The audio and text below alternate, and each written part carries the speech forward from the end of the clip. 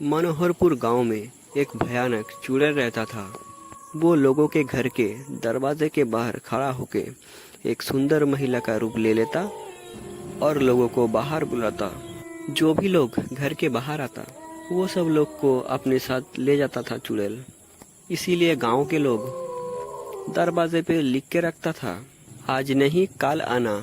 जब चुड़ैल गांव के अंदर आता था वो दरवाजे के बाहर लिखा हुआ अक्षर को देखता और वापस चला जाता। उस गांव में एक परिवार रहता था, राजा, उसका पत्नी शिवानी और उसका बाबा और उसका माँ। राजा का माँ शिवानी को बहुत अत्याचार करता था। राजा और उसका बाबा ये सब देखकर कुछ भी नहीं कर सकता था। उनके घर में उनके माँ का ही आदेश चलता था। एक दिन का बात है। तूने आज खाने में बहुत ज्यादा नमक डाल दिया था ना।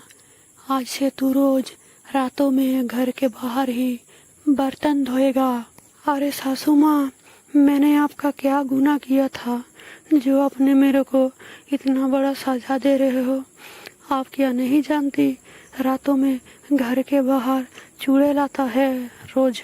मैं कुछ नहीं जानती, तू रोज घर के बाहर बर्तन धोएगा, नहीं तो मैं तेरे को तेरे बाप के घर में छोड़ाऊंगा। अरे भगवान, तुम हमारे बहू के ऊपर इतना बड़ा जुल्म मत करो, ये तो बहुत बड़ा पाप होता है।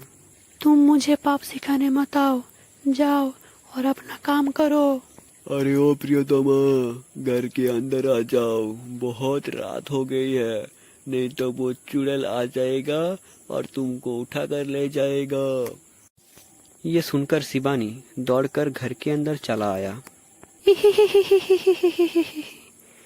जो भी घर के बाहर आएगा उसको मैं उठा कर ले जाऊंगा और मस्त तेल में फ्राई किए ही खा जाऊंगा। लेकिन उस दिन घर के अंदर से कोई भी बाहर नहीं आया, इसीलिए चुड़ैल अपने घर लौट आया। अगले दिन सुबह शिवानी के ससुर जी दरवाजे के बाहर उस अक्षर को काटकर ये लिखा, आज मेरे घर में आना। उस दिन जब चुड़ैल राजा के घर के बाहर आया तो वो देखा दरवाजे पे लिखा है, आज ही आना। अरे, इस घर के बाहर लिखा है आज ही आना। चलो घर के अंदर जाते हैं और देखते हैं क्या बात है। जैसे ही चुड़ैल दरवाजे पे कुंडी मारने लगा, तभी शिवानी के सासू माँ वहाँ पर आया और कहने लगा, अरे, इतनी रात को कौन आया है? लगता है राजू आया है पैसा लेकर। आज तो मजा आ जाएगा। जब वो दरवाजे को खुला तो वो देखा दरवाजे के बाहर एक बहुत भयानक चुड़ैल खड़ा है। चुड़ैल उसको उठा कर ले गया।